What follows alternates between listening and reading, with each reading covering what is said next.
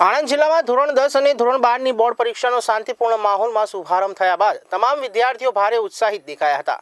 જિલ્લા વહીવટીતંત્ર દ્વારા બોર્ડની પરીક્ષાને લઈને પહેલાથી જ ચુસ્ત આયોજન કર્યું હતું। ગુજરાત માધ્યમિક અને ઉચ્ચતર માધ્યમિક શિક્ષણ બોર્ડ દ્વારા લેવામાં આવી રહેલી ધોરણ 10 અને 12ની પરીક્ષાનો પ્રારંભ થયા બાદ વિદ્યાર્થીઓ હવે અભ્યાસમાં વ્યસ્ત બની ગયા છે। આણંદ જિલ્લામાં કુલ 50,966 જેટલા વિદ્યાર્થીઓ પરીક્ષામાં ઉપસ્થિત રહ્યા છે, ત્યારે આણંદ હાઈસ્કૂલ ખાતે જિલ્લા કલેક્ટર પ્રવીણ ચૌધરીએ વિદ્યાર્થીઓને ગુલાબનું ફૂલ આપી આવકાર્યા હતા અને મોં મીઠું કરાવી શુભેચ્છા પાઠવી હતી। કલેક્ટરે વિદ્યાર્થીઓને ભયમુક્ત અને શાંતિપૂર્ણ મનથી પરીક્ષા આપવાની સલાહ આપી હતી। જિલ્લામાં તમામ પરીક્ષા કેન્દ્રો પર ચુસ્ત પોલીસ બંદોબસ્ત છે, ત્યારે સીસીટીવી પણ ગોઠવી દેવાયા છે।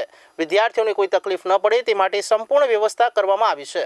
વાલીઓ અને વિદ્યાર્થીઓ માટે જિલ્લા શિક્ષણ અધિકારીઓ કચેરી ખાતે કંટ્રોલ રૂમ શરૂ કરવામાં આવ્યો છે, ત્યારે આ પ્રસંગે જિલ્લા શિક્ષણ અધિકારી doctor અર્ચનાબેન Prajapati, education inspector Hemant Kachhiya Patel સહિત શિક્ષણ વિભાગના અધિકારીઓ ઉપસ્થિત રહ્યા હતા।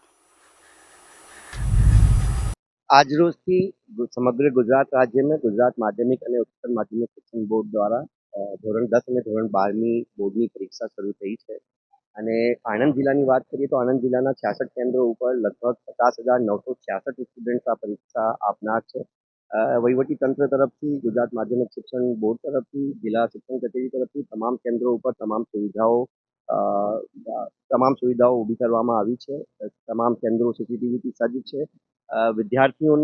તમામ વિદ્યાર્થીઓને જે બોર્ડની પરીક્ષા અત્યારે આપી રહ્યા છે એમના વાલીઓને પણ મારે જણાવવાનું કે શિક્ષણ અધિકારીની કચેરી તરફથી સાયકોલોજીકલ હેલ્પલાઇન પણ શરૂ કરવામાં આવી છે। ડ્યુરિંગ બોર્ડના પરીક્ષા પણ કોઈ પણ પ્રકારનું મૂંઝવણ હોય તો આ હેલ્પલાઇન ઉપર કોન્ટેક્ટ કરીને નિષ્ણાંતો પાસેથી માર્ગદર્શન પણ મેળવી શકે છે।